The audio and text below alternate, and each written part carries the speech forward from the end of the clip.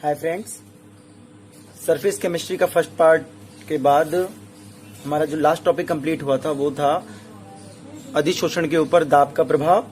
और दाब के प्रभाव में हमने जो लास्ट ग्राफ बनाया था अधिशोषण समतापी वक्र, उसी को थोड़ा सा रिवाइज कर लेते हैं। अधिशोषण समतापी वक्र में हमने बताया था थोड़ा सा प्लॉट कर लेते हैं इसे दोबारा से, और लास्ट जो टॉपिक था उसे रिवाइज भी कर लेते हैं। x/m और PS के बीच में हमने ग्राफ खींचा था। अब ये जो ग्राफ हमने बनाया था इसमें बताया था कि जैसे जैसे प्रेशर बढ़ाते जाते हैं वैसे वैसे अधिशोषण की घटना जो है वो बढ़ती जाती है, क्योंकि हम जानते हैं कि वे गैसें जो प्रेशर बढ़ाने पर आसानी से लिक्विफाई हो जाती हैं या द्रवित हो जाती हैं तो वो आसानी से अधिशोषण भी प्रदर्शित करती हैं। लास्ट जो ग्राफ बनाया था हमने वो ये बनाया था, यानी कि हम कह सकते हैं कि दाब बढ़ाने पर अधिशोषण की दर बढ़ती है और जो संतृप्त दाब पर बढ़कर अधिकतम हो जाती है, यानी कि इस पॉइंट पर जाकर ये अधिकतम हो जाएगी। और ये बात भी डिस्कस की थी कि इस प्रेशर के बाद यदि कितना भी प्रेशर उस गैस पर बढ़ा दिया जाए लेकिन अधिशोषण की जो दर है वो कांस्टेंट हो जाएगी। और कांस्टेंट क्यों हो जाएगी? क्योंकि हमने बताया था कि किसी भी जो अधिशोषक की सतह है उस पर जो हमने मुक्त संयोजकताएं या फ्री वैलेंसी जो बताई थी वो फिक्स है। अगर वो फिल हो गई एक बार अधिशोषण के बाद में तो फिर उसके बाद में अधिशोषण की जो घटना है वो कम होने लग जाएगी या एकदम कांस्टेंट हो जाएगी। इसी चीज को गणितीय रूप में दिखाने के लिए एक वैज्ञानिक आया फ्रेंडलिक, और इसने इस पूरे जो ग्राफ है इसे गणितीय रूप से सिद्ध किया। तो ठीक है, हम टॉपिक डाल लेते हैं नया, फ्रेंडलिक समतापी वक्र। यही ग्राफ है लेकिन इसको गणितीय रूप में दिखाना है हमें। तो इसने क्या किया, ये जो ग्राफ बनाया था x/m और p के मध्य में, तो इसने इसे 3 पार्ट में डिवाइड किया। फर्स्ट पार्ट, फिर ये सेकंड पार्ट और ये थर्ड पार्ट। तो मैं यहां लिख देता हूं, ये फर्स्ट है, ये सेकंड है और ये थर्ड है। तो यहां पर जो फर्स्ट पार्ट है वो लो प्रेशर पर वर्क करता है, जो सेकंड पार्ट है वो मॉडरेट या मध्यम दाब पर वर्क करेगा, और जो तीसरा पार्ट है ये हाई प्रेशर पर वर्क करेगा। और इन तीनों की कंडीशन क्या है उसे हम सेपरेटली नोट करेंगे। तो सबसे पहली जो कंडीशन थी फ्रेंडलिक समतापी वक्र की वो थी हमारी निम्न दाब पर। निम्न दाब पर, तो निम्न दाब की क्या कंडीशन होगी? तो ये जो ग्राफ है यदि हम इसे केवल निम्न दाब पर इस वाली कंडीशन पर देखें तो हमें ये ग्राफ किस टाइप का दिखाई दे रहा है? हमें ये जो ग्राफ है वो कुछ सीधी लाइन के रूप में नजर आ रहा है यहां पर, ये देखो इस जगह पर। यानी कि यहां पर अगर प्रेशर का मान बढ़ाया जाए तो x/m की जो दर है बिल्कुल डायरेक्टली प्रोपोर्शनल होगी, यानी जैसे जैसे प्रेशर बढ़ाया जाएगा वैसे वैसे अधिशोषण की जो दर है वो बढ़ती जाएगी। तो हम क्या कह सकते हैं, तो फ्रेंडलिक ने इस चीज को गणितीय रूप में दिखाने के लिए, क्योंकि x/m directly proportional to p है, तो x/m directly proportional to p, और जब x/m के डायरेक्टली प्रोपोर्शनल को हटाया और एक नया कांस्टेंट क्रिएट किया तो हमारे पास वैल्यू आई ये, ठीक है। और यहां जो k वैल्यू है वो कांस्टेंट वैल्यू है। इसी तरीके से अब सेकंड कंडीशन पर ले लेते हैं। सेकंड से पहले हम हाई प्रेशर को पहले नोट कर लेते हैं। इसमें हाई प्रेशर पर क्या हुआ कि हमें पता है कि जैसे जैसे यहां पर प्रेशर हाई प्रेशर जैसे जैसे बढ़ाता जाएगा उसके तो हमारी जो अधिशोषण की दर है वो फिक्स रहेगी, मतलब ना बढ़ेगी और ना घटेगी। तो इसका मतलब क्या हुआ हाई प्रेशर पर? तो लिख लेते हैं उच्च दाब पर। और उच्च दाब पर x/m का जो मान है वो प्रेशर से प्रभावित नहीं होगा, यानी कि प्रेशर कितना ही बढ़ाया जाए अधिशोषण की दर जो है वो कांस्टेंट रहेगी, यानी p की पावर 0। तो हमारे पास जो समीकरण आई वो x/m और x/m इक्वल टू p की पावर 0 यानी कि k, ये प्राप्त हुई हमारे पास में। थर्ड जो पॉइंट था हमारा जिसे हम मध्यम दाब पर क्रिएट कर रहे हैं, इस पोजीशन को देखते हैं। इसके लिए इसने कंडीशन बताई कि यहां पर जो ग्राफ है थोड़ा सा वेरी कर रहा है, यानी कि थोड़ा सा कर्व ले रहा है इस जगह पर। तो इस चीज को बताने के लिए इसने बताया कि अधिशोषण की जो मात्रा है x/m वो p की घात 1/n के प्रोपोर्शनल होगी, और जैसे जैसे p की 1/n चेंज होता जाएगा वैसे वैसे यहां पर जो ग्राफ है वो भी अपना कर्व लेता जाएगा। तो इसने बताया कि जो 1/n की जो वैल्यू होती है वो 0 से अधिक और लगभग 1 के इक्वल पाई जाती है, यहां तक 1/n की जो वैल्यू थी, ठीक है। अब हमारे पास में इस चीज को पूरा ओवरऑल कांस्टेंट बताने के लिए जो समीकरण था, जैसे हमारे पास में x/m, तो इसको सॉल्व करते हैं हम। तो x/m equal to k p की पावर 1/n, और हमारे पास में लास्ट समीकरण ये प्राप्त हुई। यदि समीकरण को हम लॉग लें, लॉग लेने पर तो फिर क्या होगा, log x बाई एम, ठीक है, equal to constant value log k और plus 1 by N log p। जो लास्ट हमारे पास समीकरण आई वो इस रूप में आई, ठीक है। वापस दिखा देता हूं इसे किस तरीके से सॉल्व किया है कि x by M equal to K P की पावर 1 बाई एम। हम जानते हैं कि लॉग लेने के कुछ रूल्स हैं, वैसे तो ये इस जगह पर ठीक नहीं है लेकिन फिर भी थोड़ा सा पढ़ लेते हैं हम। जैसे कि लॉग फिक्स फॉर्मूले हैं, लॉग से m बाई एन का यदि हम लॉग लें तो log m minus log n। इसी तरीके से लॉग m इंटू n का यदि लॉग लें तो हमारे पास आता है log m plus log n, ठीक है। चेंज कर लेते हैं। और इसी तरीके से थर्ड अगर इक्वेशन देखें हम इसमें लॉग की में, तो लॉग m की पावर n का यदि लॉग लें तो लॉग n लॉग m। तो जो लास्ट हमने जो लॉग में हमने जो फॉर्मूला यूज किया है लॉग m की पावर n इक्वल टू होता है n लॉग m, और हमारा जो लास्ट समीकरण प्राप्त हुआ लॉग के रूप में वो log x by M equal to log k plus 1 by N log p, ठीक है। ये वाली जो समीकरण है इसे ही फ्रेंडलिक समतापी समीकरण कहा जाता है। ये फ्रेंडलिक समतापी समीकरण है और यहां पर इस फ्रेंडलिक ने लॉग x बाई एम और लॉग p के बीच में ग्राफ प्लॉट किया। तो हम जानते हैं ग्राफ प्लॉट करने के लिए किस तरह कंडीशन लेने पड़ते हैं कि इसे हमने y पढ़ लिया और इसे हमने x पढ़ लिया। यहाँ पर जो इस वैल्यू के सापेक्ष जो वैल्यू है वो है हमारा m और ये है हमारी फिक्स वैल्यू c। तो y equal to C plus M X के अकॉर्डिंग यदि हम ग्राफ प्लॉट करें किस किस के बीच में, y और x के बीच में, तो y क्या है यहाँ पर log x by M, x क्या है यहाँ पर log p। इन दोनों के बीच में जब ग्राफ करेंगे तो हमारा ये जो अंतरखंड है वो है हमारा c यानी कि log k, और यहां से log x by M log p के डायरेक्टली प्रोपोर्शनल है। तो हमारा ग्राफ कैसा आएगा, बिल्कुल सीधी रेखा के रूप में इस टाइप से आएगा। ये रहा हमारा। तो हमारा जो ग्राफ प्लॉट हुआ वो किस तरीके से प्लॉट हुआ, log x by M log p के बीच में, और ये हमारा अंतरखंड है log k, और हमारी जो वक्र की ढाल है यानी कि m या प्रवणता जिसे हम m से भी डिनोट करते हैं, और tan थीटा यानी log tan का मतलब क्या है लंब अपॉन आधार, और लंब हमारा क्या है log x बाई एम और आधार क्या है log p। तो यदि हम इसे सॉल्व करें log x बाई एम और log p तो हमारे पास जो वैल्यू आती है निकल करके वो आती है 1 बाई एन यहां से, ठीक है। तो क्वेश्चन पूछ लिए जाते हैं कंपटीशन एग्जाम में कि इस पूरे ग्राफ में हमारी जो वक्र ढाल या प्रवणता है वो किसके बराबर पाई जाएगी, 1 बाई एन के अकॉर्डिंग पाई जाएगी, और इसी पूरे ग्राफ को फ्रेंडलिक समतापी वक्र कहा जाता है, ठीक है। तो ये तो था हमारा कि किस तरीके से प्रेशर को वेरी करने पर हमारे अधिशोषण की जो घटना है वो किस तरीके से चेंज होती है। यानी कि अगर फटाफट रिवाइज करें हम तो बता सकते हैं कि नॉर्मली प्रेशर बढ़ाने पर अधिशोषण की दर बढ़ेगी, लेकिन कम प्रेशर, मध्यम प्रेशर और उच्च दाब पर किस तरीके से ये वेरी होगा। हाई प्रेशर पर फ्री वैलेंसी कम होने की वजह से कांस्टेंट वैल्यू मिलेगी, लेकिन लो प्रेशर पर जैसे जैसे हम इंक्रीज करेंगे प्रेशर को वैसे वैसे अधिशोषण की दर या x बाई एम का मान बढ़ता जाएगा। इस पूरे समीकरण को फ्रेंडलिक ने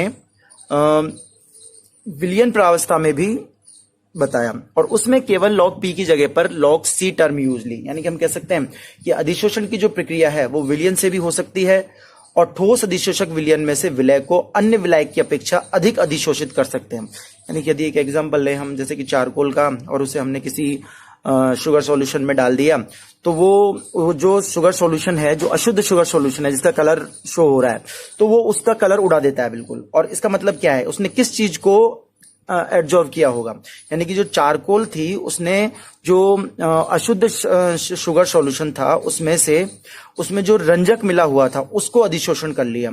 यानी कि हम कह सकते हैं कि नियत ताप पर अगर हम इस समीकरण के लिए कंडीशन देखें तो यही समीकरण हमें वापस प्राप्त हो जाएगी, लेकिन सॉल्यूशन के लिए किस टाइप से प्राप्त होगी, log x by M log k plus 1 by N log c solutions में, यानी p की जगह पर क्या आ गया, c, ठीक है। यानी कि यहां पर हम प्रेशर वेरी कर रहे थे और यहां पर c को वेरी करेंगे, ठीक है। ये तो हमारा कंप्लीट होता है फ्रेंडलिक समतापी वक्र।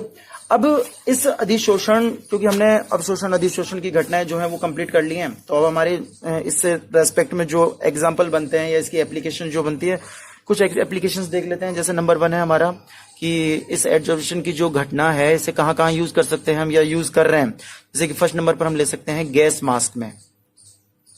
गैस मास्क का मतलब किस तरीके से, जैसे कि जो कोयल्स या कोयले की जो कारखाने होते हैं वहां पर जो मजदूर होते हैं वो उन्हें मास्क दिया जाता है। अब वो जो मास्क है क्योंकि पूरे उसमें चारकोल क्या नाम है कोयले, बहुत सारी गैसें निकल रही हैं उस कोयले के कारखानों में, तो सक्रिय चारकोल जो होता है वो गैस मास्क में जो जहरीली गैसें होती हैं उन्हें अधिशोषित कर लेता है। यानी कि मैं कह सकता हूं कि गैस मास्क में सक्रिय चारकोल को यूज किया जाता है, और ये जो सक्रिय चारकोल होता है ये जो जहरीली गैसें होती हैं, जहरीली गैसें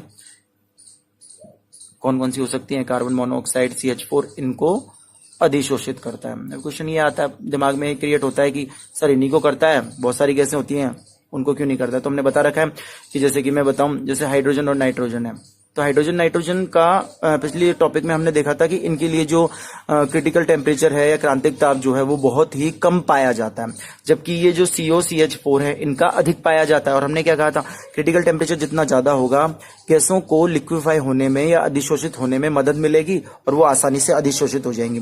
लेकिन हाइड्रोजन और नाइट्रोजन का क्रांतिक ताप बहुत कम होने के कारण इनके अधिशोषण की जो घटना है वो बहुत ही कम पाई जाती है, और इस वजह से ये गैसें जो हैं सक्रिय चारकोल से बना हुआ जो मास्क है उसमें अधिशोषित नहीं हो पाती हैं, यानी कि COCH4 आसानी से अधिशोषित हो जाती है। सेकंड नंबर पर अगर हम देखें तो जैसे अभी हमने बताया कि जो तुम्हारा चारकोल था उसे हमने शुगर सॉल्यूशन में डाला था तो उसने उसका रंग उड़ा दिया था। तो इस फैक्ट को हम कहाँ काम में ले सकते हैं, कपड़ों की रंगाई में, कपड़ों की रंगाई में से यूज ले सकते हैं, यानी कि फिटकरी का उपयोग करके हम रंगाई में यूज कर सकते हैं और ये जो रंजक है उनके कणों को अधिशोषित करने में काम में लिया जा सकता है। इसके अलावा हमने थर्ड एग्जांपल देख रखा है सिलिका जेल का, और सिलिका जेल क्या करता है, जो वायुमंडल में जो हमारे वाटर मॉलिक्यूल के या वेपर है उसको अधिशोषित करने का काम करता है सिलिका जेल। नॉर्मली देख भी रखा होगा, घर में कोई नया सामान लाते हैं तो उसके साथ में सिलिका जेल का एक पैकेट आता है, वो इसीलिए डाला जाता है कि उस जो भी नई चीज है उसमें नमी ना रहे, क्योंकि ये उसे एब्जॉर्ब कर लेता है। इसके अलावा और देखें हम तो हो सकता है हमारा फोर्थ एग्जांपल उत्प्रेरण में, जो भी हमारा टॉपिक भी रहेगा आज का, उत्प्रेरण में जैसे कैसे कि हमें पता है कि उत्प्रेरक की जो पूरी ओवरऑल जो परिघटना है उसका जो मेन फैक्ट है वो भी अधिशोषण सिद्धांत पर ही कार्य करता है। जैसे हम डिटेल में देखेंगे, फिलहाल के लिए अभी इसे पेंडिंग में डाल दें। और इसके अलावा हम यूज कर सकते हैं वर्णलेखिकी या क्रोमेटोग्राफी में। क्रोमेटोग्राफी में जैसे हमने एक ब्यूरेट जैसा स्तंभ लिया और हमने उसमें कुछ कुल मिलाकर के किसी विलयन में से विलय और विलायक को या किसी मिश्रण में से सेपरेट पार्टों को अलग करने के लिए हम इस क्रोमेटोग्राफी को यूज कर सकते हैं। जिसकी भी अधिशोषण की क्षमता ज्यादा होगी उस विलायक को इस स्तंभ में यूज करके और उसके सापेक्ष हम अलग अलग जो मिश्रण है उसमें से अलग अलग पार्ट जो है उनको पृथक किया जा सकता है। यही घटना क्रोमेटोग्राफी कहलाती है। ये अलग से डिटेल से देखेंगे, फिलहाल केवल हम इसके एप्लीकेशंस के नाम लिख रहे हैं। अब हमारा जो अगला पार्ट रहेगा वो रहेगा उत्प्रेरण से संबंधित। ठीक है, उत्प्रेरण ज्यादा टफ टॉपिक नहीं है और काफी सारे चैप्टर्स में बताया भी जा चुका है इसके बारे में। तो उत्प्रेरण के बारे में देखते हैं। उत्प्रेरण को सबसे पहले जिसने इंट्रोड्यूस किया था वो था वर्जिलियस ने, और इसी ने बताया कि बाह्य पदार्थों की उपस्थिति में रासायनिक अभिक्रिया में वेग परिवर्तन जो होता है वो उसका जो रीजन है वो है उत्प्रेरण की वजह से। ठीक है, तो हमारा जो बाह्य मटेरियल है या वो है हमारा जो अभिक्रिया के वेग को चेंज करेगा। चेंज करने का मतलब उसे बढ़ा भी सकता है और घटा भी सकता है। यहाँ केवल हमेशा बढ़ाने की बात नहीं होगी, उत्प्रेरक का जो काम होगा वो अभिक्रिया के वेग को बढ़ा भी सकता है और घटा भी जा सकता है, यानी कि उसे चेंज करेगा। जैसे एक एग्जांपल ले लेते हैं। नॉर्मली पोटेशियम क्लोराइड जो होता है अगर इसका अपघटन कराया जाए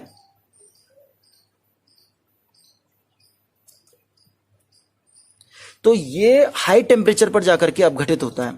लेकिन अगर इसी अभिक्रिया को हम किसी बाह्य पदार्थ की उपस्थिति में करवाएं तो यही घटना जो है वो कम टेम्परेचर पर भी संपन्न हो जाती है। जैसे कि मैंने ले लिया मैग्नीज डाइऑक्साइड और तब इस घटना को करवाया तो ये जो अपघटन है वो 338 डिग्री सेंटीग्रेड टेम्परेचर पर ही कंप्लीट हो जाती है।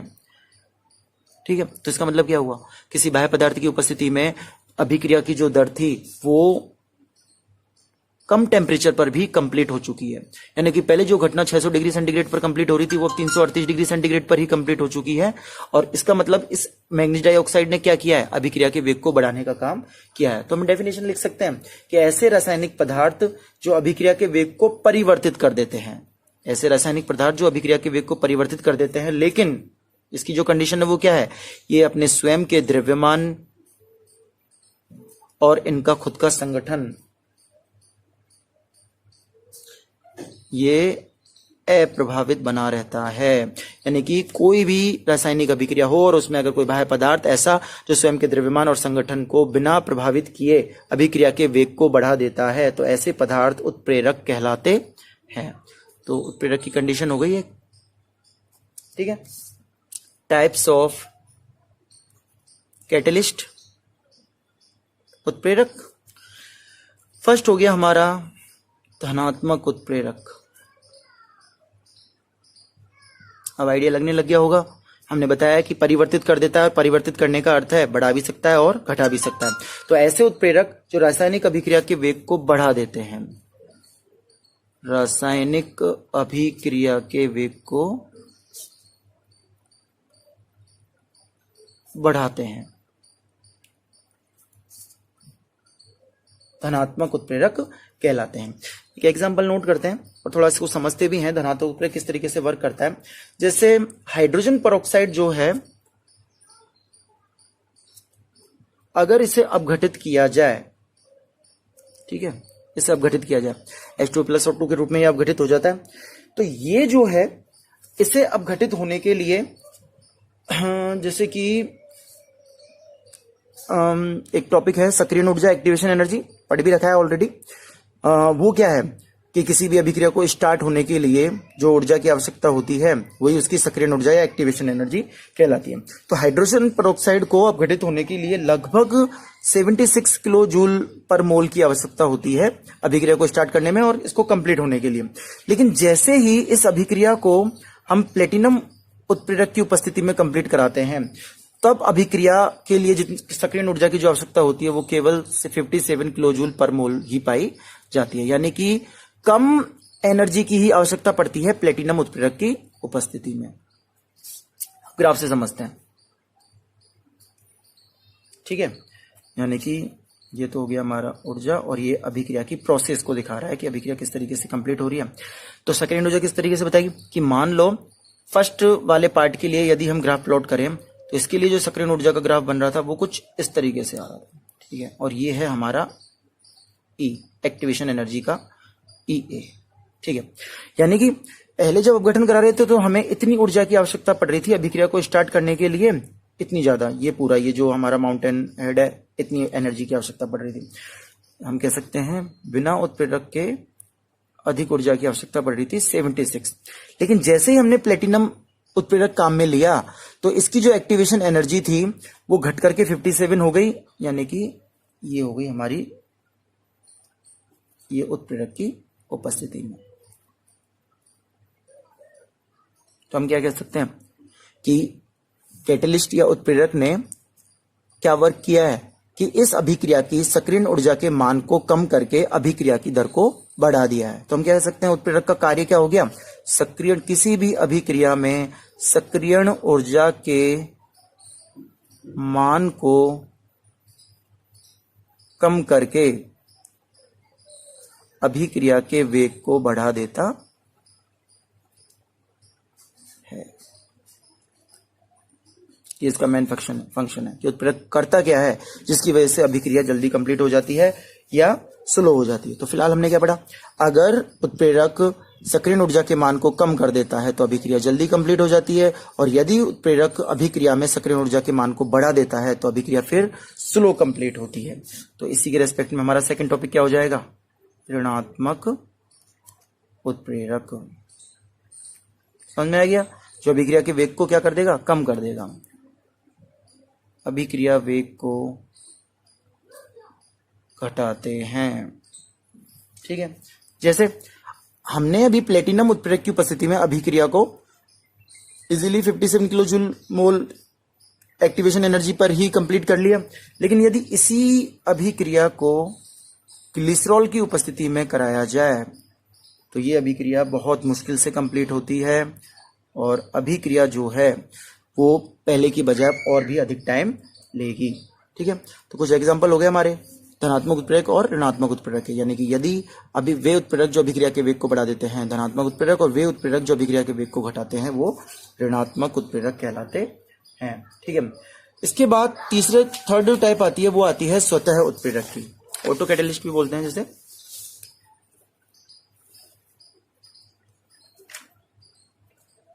स्वतः उत्प्रेरक मतलब क्या है कि एक अभिक्रिया जो स्टार्टिंग में तो स्लो कंप्लीट हो रही है और इसमें किसी बाह्य पदार्थ को मिलाने की आवश्यकता भी नहीं पड़ती है, लेकिन अभिक्रिया में ही एक ऐसा उत्पाद क्रिएट होता है जो आगे जाकर के उत्प्रेरक का कार्य करता है और अभिक्रिया की दर को बढ़ाने का काम करता है।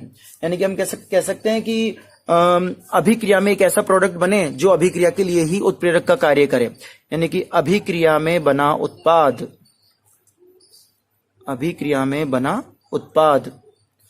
अभिक्रिया के लिए उत्प्रेरक का कार्य करता है, तो इन्हें स्वतः उत्प्रेरक कहा जाता है। जैसे कि मैं एग्जांपल लिख रहा हूं, एस्टर का जल अपघटन एग्जांपल है फेमस, जैसे एस्टर CH3। ठीक है, और ठीक है, दोनों ही अध्रुवीय हैं, इस वजह से अभिक्रिया स्लो कंप्लीट होगी, बहुत ज्यादा टाइम लेगी, और टाइम लेने की वजह से लास्ट में हमारा जो प्रोडक्ट बनेगा वो एसिटिक एसिड और एथिल अल्कोहल के रूप में प्राप्त होगा। फर्स्ट बार अभिक्रिया बहुत ज्यादा टाइम लेती है, लैब में करते रहते हैं, ऐसे एस्टर में पानी को मिलाओ, कोई अभिक्रिया नहीं होती है, बहुत लंबे टाइम में जाकर के कंप्लीट होती है।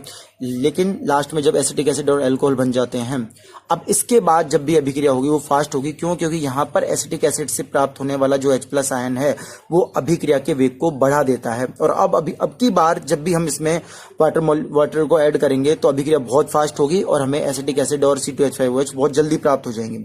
यानी कि इस पूरी अभिक्रिया में एसिटिक एसिड जो है वो स्वतः उत्प्रेरक का कार्य करेगा। क्यों? इसके द्वारा दिए जाने वाले H+ आयन जो है वो अभिक्रिया के लिए उत्प्रेरक का कार्य करते हैं। ठीक है, इसके अलावा ये कंप्लीट होता है हमारा स्वतः उत्प्रेरक। इसके बाद फोर्थ जो टाइप है वो है प्रेरित उत्प्रेरक। प्रेरित उत्प्रेरक का मतलब क्या है कि जैसे एक अभिक्रिया किसी की प्रेजेंस में जल्दी कंप्लीट हो रही है, लेकिन दूसरी अभिक्रिया उसी की प्रेजेंस में बहुत ही स्लो कंप्लीट हो रही है, तो जब एक अभिक्रिया दूसरी अभिक्रिया के लिए उत्प्रेरक का कार्य करती है तो वो जो अभिक्रिया है वो उस दूसरी अभिक्रिया के लिए प्रेरित उत्प्रेरक का कार्य करेगी। जैसे कि मैं एक एग्जांपल लिख रहा हूं, सोडियम सल्फाइड का Na2SO3। Na2SO3 जो है वो ऑक्सीजन की प्रेजेंस में ऑक्सीडाइज होकर के Na2SO4 का निर्माण कर लेता है। ठीक है, ऑक्सीजन की प्रेजेंस में ये आसानी से अभिक्रिया कर लेगा कंप्लीट, लेकिन जब इसी अभिक्रिया को मैं सोडियम आर्सेनाइड की उपस्थिति में कंप्लीट कराता हूं Na3ASO3 ऑक्सीजन की उपस्थिति में, तो ये अभिक्रिया कंप्लीट ही नहीं होती है, ये अभिक्रिया स्टार्ट ही नहीं होती है और अभिक्रिया कंप्लीट ही नहीं होती है। यानी कि ऑक्सीजन इसको आसानी से ऑक्सीडाइज कर रहा है, लेकिन इस आर्सेनिक वाले जो आर्सेनाइट है इसे आसानी से अभिक्रिया को कंप्लीट नहीं कर रहा है। लेकिन जब इन दोनों को आपस में ऐड कर दिया जाता है, ऐड करने का मतलब है मैंने यहाँ पर ले लिया Na2SO3 और साथ में Na3ASO3 और इसे ऑक्सीजन की प्रेजेंस में करवाया, तो ये जो अभिक्रिया है ये इसके लिए उत्प्रेरक का कार्य करेगी और इसे भी ऑक्सीडाइज कर देगी और हमारे पास एक उत्पाद प्राप्त हो जाएंगे Na2SO4 और Na3ASO4, दोनों ही ऑक्सीडाइज हो चुके हैं किसकी प्रेजेंस में, इस Na2SO3 सोडियम सल्फाइड की उपस्थिति में। तो ये जो है इस आर्सेनाइड के लिए किसका काम कर रहा है, ये प्रेरित उत्प्रेरक की तरह वर्क कर रहा है। ठीक है, ये रिएक्शन बेस है, इसलिए इसे इस टाइप से मैंने बता दिया। इसके बाद तुम्हारी किसी भी रिएक्शन में, मतलब किसी रिएक्शन के अंदर यदि हम उत्प्रेरक का और क्लासिफिकेशन देखें तो इनकी प्रावस्था के आधार पर भी इन्हें क्लासिफाई किया जा सकता है। यानी कि प्रावस्था के आधार पर, ठीक है, नंबर 1 देख लेते हैं, समांगी उत्प्रेरक, होमोजीनस। अब ये क्या है, मान लो किसी भी अभिक्रिया में रिएक्टेंट और प्रोडक्ट और जो तुम्हारा कैटलिस्ट है उनकी भौतिक अवस्था या फिजिकल प्रॉपर्टीज जो है वो बिल्कुल सेम है, तो ऐसे उत्प्रेरक जो हैं या इस प्रकार का जो उत्प्रेरण है वो समांगी उत्प्रेरण कहलाएगा, समांगी उत्प्रेरण। ठीक है, जैसे कि मैं एक अभिक्रिया लिख रहा हूँ, ये तुम्हारी सल्फाइड निर्माण की मतलब सल्फ्यूरिक अम्ल के निर्माण में काम में ली जाती है विधि, सीसा कक्ष विधि जो है। जैसे कि मैंने ले लिया SO2 plus half O2 use लिया है और SO3 का निर्माण कर रहा हूं। अब ये वाली जो अभिक्रिया है इसमें मैंने उत्प्रेरक की तरह काम में लिया है NO को। यहाँ पर जितनी भी हैं, चाहे रिएक्टेंट हो, चाहे प्रोडक्ट हो, चाहे कैटलिस्ट हो, ये सभी गैसियस फॉर्म में हैं और सबकी भौतिक प्रवस्था यदि सेम होगी तो ऐसी अभिक्रिया समांगी उत्प्रेरण को प्रदर्शित करेगी। ऐसी अभिक्रिया किसको प्रदर्शित करेगी? समांगी उत्प्रेरण को। ठीक है, एक और एग्जाम्पल नोट करते हैं इसमें, जैसे एस्टर का अम्लीय जल अपघटन। ठीक है, और समझते हैं इसे एस्टर CH3 अम्लीय जल अपघटन किसकी प्रेजेंस में? H+ की प्रेजेंस में। तो यहां पर एसिड के रूप में मान लो मैंने H2SO4 लिया है और ये C2H5OH, ऑल जो हैं वो सभी लिक्विड फॉर्म में हैं, यानी कि सभी की भौतिक अवस्था यदि सेम है तो ऐसी अभिक्रिया को समांगी उत्प्रेरण के रूप में दिखाया जाएगा। ठीक है, अब इसे देखो एक बार, समांगी उत्प्रेरण मतलब सभी की भौतिक अवस्था सेम है, चाहे SO2 के NO की प्रेजेंस में SO3 का निर्माण हो रहा है तो रिएक्टेंट और प्रोडक्ट सभी जो है उनकी भौतिक अवस्थाएं किस रूप में दिखाई दे रही है? हमें सेम फॉर्म में दिखाई दे रही है और ये कहलाती है हमारी समांगी उत्प्रेरण के लिए। कुछ एग्जांपल्स और भी पढ़ सकते हैं, जैसे सुक्रोज का जल अपघटन। सुक्रोज का जल अपघटन जैसे फॉर्मूला अगर हम देखें C/H/SO11 और H2O की प्रेजेंस में यदि उसका अपघटन करवाएं सॉरी H2SO4 की प्रेजेंस में, तो हमें प्रतिशर्करा या इन्वर्ट शुगर के रूप में ग्लूकोज और फ्रक्टोज का मिश्रण प्राप्त होता है। एग्जाम्पल नोट कर लेते हैं, जैसे C12H22O11 और H2O की प्रेजेंस में मैंने ले लिया H2SO4 या कोई भी एसिड ले लिया और इससे हमें C6H12O6 प्लस C6H12O6 ये ग्लूकोज और फ्रक्टोज का मिश्रण है। अभी फिलहाल ये क्वेश्चन नहीं आना चाहिए, ग्लूकोज और फ्रक्टोज का दोनों फॉर्मूला क्यों सेम है, एक में कीटोनिक और एक में एल्डिहाइडिक समूह है, वो जीवाणु वाले पार्ट में पढ़ेंगे हम, लेकिन सबकी जो भौतिक अवस्था है वो सभी में लिक्विड है। ठीक है, इसे मिश्रण को इन्वर्ट शुगर भी कहते हैं। ठीक है, अब ये जो समांगी उत्प्रेरण की जो क्रियाविधि कंप्लीट हुई है, अगर हम इसकी मैकेनिज्म देखें तो ये किस तरीके से कंप्लीट होती है, इसे देखते हैं किस तरीके से होता। क्या है कि कोई दो रिएक्टेंट या हमने कोई रिएक्टेंट लिया, मान लो A, मैकेनिज्म देख रहे हैं समांगी उत्प्रेरण की। ठीक है, जैसे हमने कोई जैसे हमने कोई रिएक्टेंट लिया A और इसे कैटलिस्ट X की उपस्थिति में रखा हमने, तो ये यहां क्या होगा, ये जो A है ये X के साथ अभिक्रिया करके इंटरमीडिएट का निर्माण करता है और ये इंटरमीडिएट जो बनता है ये अस्थायी होता है, अस्थायी। अब ये जो AX है, जैसे A ने X के साथ AX, अब ये जो यहां पर जो AX बना हमारे पास में, ये संपर्क में आएगा दूसरे रिएक्टेंट B के में। यहां पर ये X जो अस्थायी के रूप में बना था, ये X तो रिमूव हो जाता है और ये B के साथ जुड़ करके प्रोडक्ट का निर्माण कर लेता है। ठीक है, तो यानी कि X जैसा स्टार्टिंग में लिया था वैसा के वैसे हमें लास्ट में प्राप्त हो गया, यानी कि इसका द्रव्यमान और संगठन जो है वो अपरिवर्तित है और ऐसे पदार्थ जिसका द्रव्यमान और संगठन या अभिक्रिया में बिल्कुल अप्रभावित होते हैं उन्हें उत्प्रेरक कहा जाता है और हमारा प्रोडक्ट हमें प्राप्त हो चुका है। एक एग्जांपल से समझते हैं A और X और इस B कौन कौन से हो सकते हैं। जैसे कि अभी हमने सीसा कक्ष विधि पढ़ी थी सल्फ्यूरिक अम्ल के निर्माण की, तो SO2 प्लस हाफ O2 जो है वो NO की प्रेजेंस में SO3 का निर्माण कर रहे थे। चलो इसी मैकेनिज्म देखते हैं एक बार किस तरीके से कंप्लीट हो रही है ये अभिक्रिया, ध्यान से देखना एक बार। जैसे कि मैंने क्या किया, ये जो हाफ O2 और NO है, तो हमने मान लिया कि ये जो हाफ O2 है ये हमारा A है और ये NO जो है हमारा X है, कैटलिस्ट को X के रूप में डिफाइन किया, तो NO प्लस हाफ O2। ठीक है, मैं इसके अकॉर्डिंग थोड़ा सा इसे समझा देता हूं कि हमारा कैटलिस्ट क्या है यहाँ पर X, हाफ O2 क्या है A, ये दोनों आपस में रिएक्शन करके बनाएंगे NO2 का निर्माण, यानी ये कैसा है, इंटरमीडिएट है, कैसा, अस्थायी। ठीक है, अब ये जो NO2 बना हमारे पास में, अब ये जो NO2 बना ये वर्क करेगा B के साथ में, NO2 और B क्या है हमारा SO2, ठीक है, ये हमारे B की तरफ वर्क करेगा, और सॉरी ये तो हमारा है AX और ये SO2 क्या है B की तरफ वर्क कर रहा है। अब यहां पर NO2 से निकलने वाला जो X है वो तो रिमूव हो जाएगा और हमें प्राप्त हो जाएगा SO3 प्लस NO, ये प्रोडक्ट के रूप में प्राप्त हो गया। तो ये तो हो गया हमारा प्रोडक्ट और ये हो गया हमारा कैटलिस्ट, ठीक है। तो ये वाला जो एग्जांपल है ये हमें समांगी उत्प्रेरण की क्रियाविधि को समझाता है। इसके अलावा और भी रिएक्शन है जो कि ऑर्गेनिक केमिस्ट्री से रिलेटेड है। विलियमसन सतत ईथरीकरण वाली अभिक्रिया है, उसमें जो ईथर का निर्माण होता है, जैसे मान लो क्या नाम है, अल्कोहल को H2SO4 की प्रेजेंस में यदि गर्म किया जाए, टेम्परेचर डिपेंडेंट रिएक्शन है तो हमें ईथर प्राप्त होता है, और इसमें फर्स्ट स्टेप में हमें मध्यवर्ती में एथिल हाइड्रोजन सल्फेट और सेकंड स्टेप में हमें ईथर प्राप्त होता है, ठीक है। कंटिन्यू करते हैं इसे। ये तो था हमारा पूरा टॉपिक समांगी उत्प्रेरण का। सेकंड है विषमांगी उत्प्रेरण। अब नाम से ही पता लगने लग गया होगा विषमांगी उत्प्रेरण मतलब क्या है, यानी कि इसमें जो फिजिकल प्रॉपर्टीज हैं या भौतिक अवस्था जो है हमारी डिफरेंट मिलेगी रिएक्टेंट प्रोडक्ट और कैटलिस्ट की, ठीक है। तो समझ के देखते हैं इसे उदाहरण से। फर्स्ट है जैसे कि तेलों का हाइड्रोजनीकरण,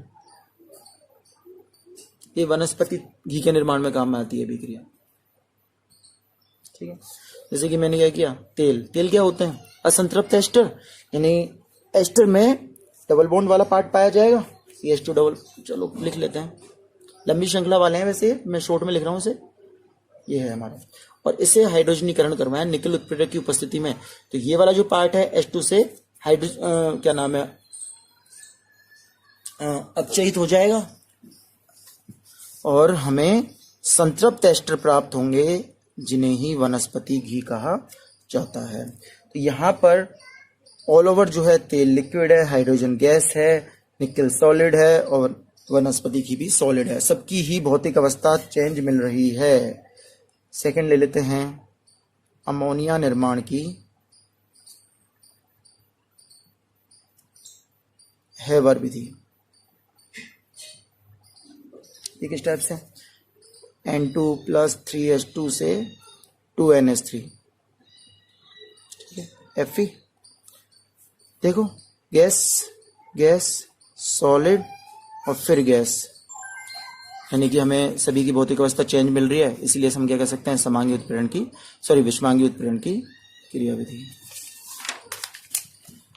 ठीक है।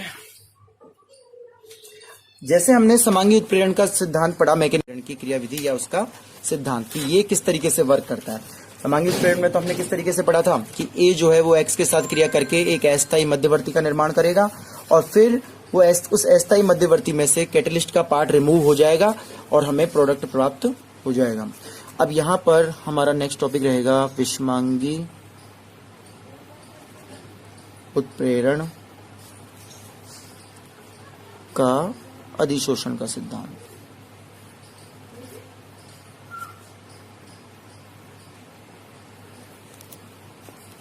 ठीक है, ये थोड़ा सा हमें बताता है इस चीज के बारे में कि आखिर अधिशोषण किस तरीके से कोरिलेट करता है उत्प्रेरक के साथ में। अभी तक हमने सिर्फ उत्प्रेरक की जो मेन थ्योरी पढ़ी है वो ये पढ़ी है कि उत्प्रेरक का वर्ग क्या है। उत्प्रेरक का वर्ग है कि वो सक्रियण ऊर्जा के मान को कम करके अभिक्रिया के वेग को बढ़ा देता है, और वो मैंने ग्राफ से समझा भी दिया था कि किस तरीके से सक्रियण ऊर्जा का मान कम हो जाता है और हमारी अभिक्रिया जल्दी कंप्लीट हो जाती है। लेकिन ये होता किस तरीके से, अगर बात करें हम तो उत्प्रेरक का जो मेन वर्क है वो रिएक्टेंट को सरफेस प्रोवाइड कराने का वर्क करता है, और वो जो सरफेस होती है वो एक ऐसा पाथ क्रिएट करती है जिसकी वजह से हमारी अभिक्रिया जो है वो आसानी से कंप्लीट हो जाती है, यानी कि उसके सक्रियण ऊर्जा का मान घट जाता है और हमारी अभिक्रिया जो है वो कंप्लीट हो जाती है। समझते हैं इसे।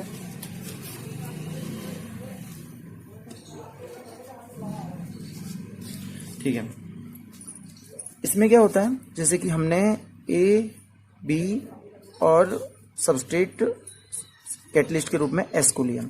अब यहाँ क्या होगा कि ये A और B जो है और जो हमारा S है ये आपस में एक संक्रमण अवस्था को प्रदर्शित करेंगे, संक्रमण अवस्था को। इसमें A, B और S है।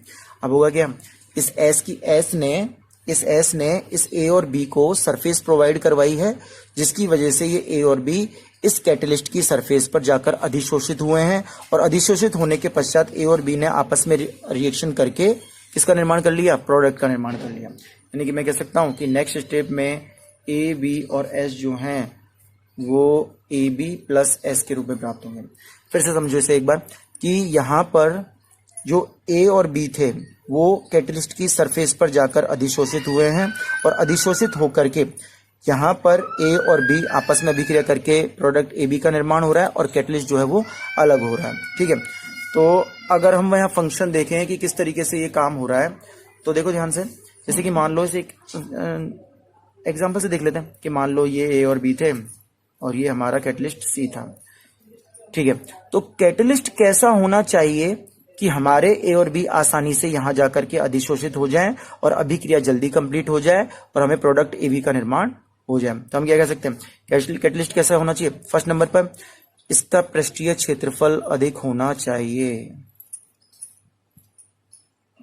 अधिक। और ये पृष्ठीय क्षेत्रफल अधिक कब होगा? जब कैटलिस्ट की जो सरफेस है वो खुरदरी होगी या उसके किनारे जो हैं वो कटे फटे होंगे। ठीक है, यानी रफ सरफेस, कुल मिलाकर के हम कह सकते हैं रफ सरफेस जिसका पृष्ठीय क्षेत्रफल अधिक पाया जाएगा। और जितनी ज्यादा रफ सरफेस होगी, पृष्ठीय क्षेत्रफल अधिक होने के कारण अधिशोषण की घटना ज्यादा कंप्लीट होगी, यानी इजीली सरफेस प्रोवाइड होगी। और इजीली सरफेस प्रोवाइड होगी तो हमारा ए बी आसानी से अभिक्रिया करके ए बी का निर्माण कर लेंगे। और जैसे ही यहाँ पर एनर्जी रिलीज होगी, प्रोडक्ट का निर्माण होगा, तो ये स्थायी प्रोडक्ट जो है इस कैटलिस्ट की सरफेस को छोड़ करके अलग हो जाएगा और फिर से हमारा जो कैटलिस्ट है वो वापस से उसी अवस्था में प्राप्त हो जाएगा जिस जैसा पहले था। ठीक है, यानी कि हम कह सकते हैं उत्प्रेरक पर उपस्थित मुक्त संयोजकताएं ही उत्प्रेरण का कार्य करती हैं। ठीक है, अब एक टॉपिक आता है इसी से रिलेटेड और वो होता है जैसे उत्प्रेरक विष का। इसे समझना एक बार, अपने आप ही समझ में आ जाएगा कि अभी जो थ्योरी पढ़ाई है वो किस तरीके से। अब उत्प्रेरक विष, मान लो कि ये एक कटी फटी सरफेस थी तुम्हारी किसी भी ठोस पदार्थ की। अब यहां पर यदि मैं, और ये कोई पार्टिकल है जो इसके ऊपर रिएक्शन करना चाहते हैं, अब यहां पर ये जो कटी फटी सरफेस है, अगर ऐसे कोई पदार्थ इस पर डाल दिए जाए जो इस कटी फटी सरफेस को प्लान कर दें या इसकी फ्री वैलेंसी या मुक्त संयोजकताओं को भर दें। ठीक है, तो ये कुछ पदार्थ है जो मैंने यहां पर ऐड कर दिया।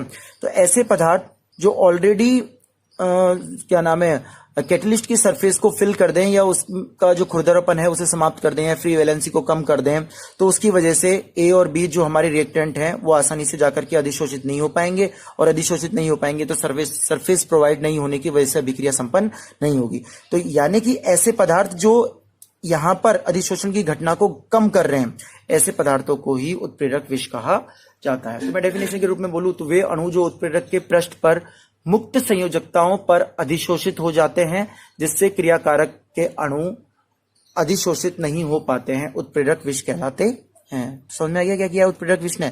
हमारा वर्क क्या है, यानी कुल मिलाकर के ये है जो इस सरफेस के पृष्ठीय क्षेत्रफल को घटा देगा वो उत्प्रेरक विष कहलाएगा। और इसी में नेक्स्ट टॉपिक हमारा रहेगा वर्धक।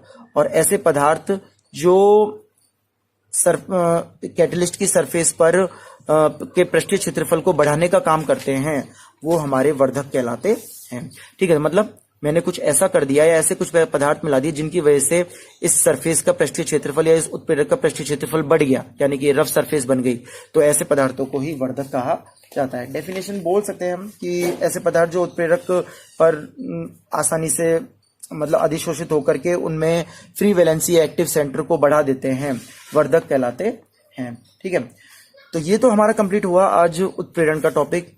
फटाफट रिवाइज कर देता हूँ। उत्प्रेरक यानी कि जिनका द्रव्यमान और संगठन परिवर्तित हुए बिना अभिक्रिया के वेग को बढ़ा देते हैं, उत्प्रेरक कहलाते हैं। और अगर इनके टाइप्स देखें तो धनात्मक उत्प्रेरक जो अभिक्रिया के वेग को बढ़ाते हैं, ऋणात्मक उत्प्रेरक जो अभिक्रिया के वेग को घटाते हैं, और समांगी उत्प्रेरण यानी कि जो जिनमें सभी की भौतिक अवस्था जो है रिएक्टेंट, प्रोडक्ट और कैटलिस्ट की समान पाई जाती है, और विषमांगी उत्प्रेरण जिनमें तीनों की भौतिक अवस्थाएं डिफरेंट पाई जाती है, विषमांगी उत्प्रेरण कहलाता है। वर्धक जो उत्प्रेरक की सतह को में सक्रिय केंद्रों की संख्या को यानी कि फ्री वैलेंसी एक्टिव सेंटर की संख्या को घटाने का काम करते हैं, और वर्धक जो एक्टिव सेंटर की संख्या को बढ़ाने का काम करते हैं जिससे अधिशोषण की दर बढ़ जाती है। इन्हें उत्प्रेरक विष और वर्धक कहा जाता है। तो ये तो कंप्लीट होता है हमारे उत्प्रेरक का काम, लेकिन मेन फंक्शन यही है, याद रखना है कि उत्प्रेरक वर्क किस तरीके से करता है, सक्रियण ऊर्जा के मान को कम करके अभिक्रिया के वेग को बढ़ा देता है। और सक्रियण ऊर्जा का मान कैसे कम होता है, जितना ज्यादा उत्प्रेरक पर सक्रिय केंद्र होंगे, एक्टिव सेंटर होंगे, पाथ उतना ही जल्दी क्रिएट होगा और अभिक्रिया जल्दी कंप्लीट होगी, यानी सक्रियण ऊर्जा का मान कम पाया जाएगा। ठीक है, इसके बाद टॉपिक आता है हमारा एंजाइम। बिल्कुल उत्प्रेरक की तरह ही वर्क करते हैं, लेकिन मैं कह सकता हूं नाइट्रोजन युक्त वे जटिल कार्बनिक यौगिक, नाइट्रोजन युक्त होते हैं जटिल कार्बनिक यौगिक, जो अभिक्रिया के वेग को परिवर्तित करने का काम करते हैं, एंजाइम उत्प्रेरक कहलाते हैं। ठीक है, ये एंजाइम हो गए हमारे। लेकिन इनके बारे में अगर इनकी बारे में देखा जाए तो सबसे फर्स्ट बात है, ये प्रोटीन के बने होते हैं। ठीक है, कुछ एग्जांपल देखते हैं, उसी से पता चलेगा कि किस तरीके से वर्क कर रहा है। जैसे कि अल्कोहल वाले पार्ट में, ऑर्गेनिक केमिस्ट्री के अल्कोहल वाले पार्ट में काफी सारे एंजाइमों का वो पढ़ा है हमने उदाहरण, कि किस तरीके से शर्करा से, अंगूर की शर्करा से या शुगर कैन से अल्कोहल का निर्माण किया जाता है। उसमें हमने काफी सारे एंजाइमों का नाम पढ़ा था। अब यहाँ पर कुछ लिख देता हूं मैं, जैसे कि स्टार्च का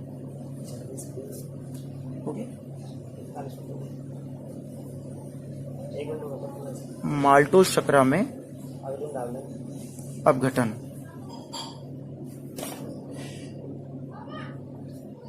स्टार्च का माल्टोज शर्करा में अपघटन।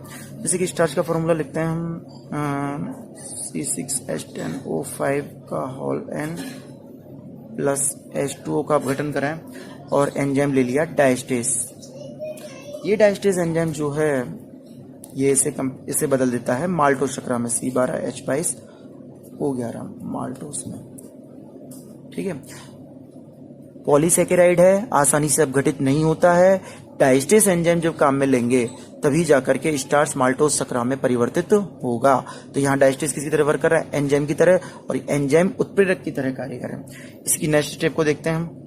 जैसे माल्टोज शर्करा, अब माल्टोज को आगे चेंज करते हैं ग्लूकोज में, जैसे कि C12H22O11 और फिर से इसका अपघटन करवाया जाए और उत्प्रेरक ले लिया माल्टेज एंजाइम, और इससे हमें प्राप्त होंगे दो अणु ग्लूकोज के C6H12O6 प्लस C6H12O6। यानी हमें पता लग गया कि ग्लूकोज के दो अणु आपस में संयुक्त होकर के माल्टोज का निर्माण करते हैं। और माल्टोज जो है इसमें दो अणु हैं हमारे ग्लूकोज के, तो इसी अगर इनकी लंबी श्रृंखला आयोजित की जाए तो ये हमें पॉलीसेकेराइड के रूप में स्टार्च फॉर्म होती है। ठीक है, एक बात देखी तुमने कि माल्टोज का अपघटन ग्लूकोज में माल्टेज एंजाइम की उपस्थिति में हो रहा है, लेकिन अगर इसी माल्टेज एंजाइम को मैं यहां ले लेता और डायस्टेज को यहां ले लेता तो ये एक दूसरे के सापेक्ष वर्क नहीं करते, यानी कि डायस्टेज एंजाइम माल्टोज को परिवर्तित नहीं कर सकता और ना माल्टेज एंजाइम स्टार्च को माल्टोज में परिवर्तित कर सकता। तो एक बात हमें कंफर्म हो गई कि माल्टेज एंजाइम केवल और केवल माल्टोज को ही ग्लूकोज में परिवर्तित करेगा, जो कि इनकी विशिष्टता को शो करता है। यानी कि एक बात फिक्स हो गई, एंजाइम जो होते हैं वो विशिष्ट होते हैं और एक एंजाइम किसी एक अभिक्रिया के लिए ही होता है जो उसे चेंज करने में हेल्प करता है। फिक्स हो गई, सबसे काम की बात है, एंजाइम विशिष्ट होते हैं, यानी माल्टेज एंजाइम केवल माल्टोज को ही ग्लूकोज में परिवर्तित करेगा, किसी अन्य अभिक्रिया में काम में नहीं लिया जाएगा। ठीक है, जैसे कि मैं एक एग्जाम्पल का नाम बोल रहा हूं, यूरिएज एंजाइम का। यूरिएज एंजाइम यूरिया को अमोनिया में परिवर्तित करता है, यानी कि यूरिएज केवल यूरिया पर ही वर्क करेगा। ऐसा नहीं है कि यूरिएज माल्टोज को ग्लूकोज में परिवर्तित कर दे, नहीं। यानी कि हम कह सकते हैं कि एंजाइम जो होते हैं वो विशिष्टता लिए होते हैं। इसीलिए हम इस टॉपिक को, एग्जाम्पल्स को कम करते हुए थोड़े से इसके उदाहरणों को पढ़ लेते हैं, गुणों को पढ़ लेते हैं। इसकी थ्योरेटिकल टॉपिक है, इसलिए विशिष्टता पहला पढ़ लिया हमने। विशिष्टता यानी कि एंजाइम कैसे होते हैं, विशिष्ट होते हैं, और एक एंजाइम एक अभिक्रिया में ही उत्प्रेरक का कार्य करता है, यानी एक एंजाइम एक अभिक्रिया में ही वर्क करेगा। सॉरी 2 मिनट रुक जाओ।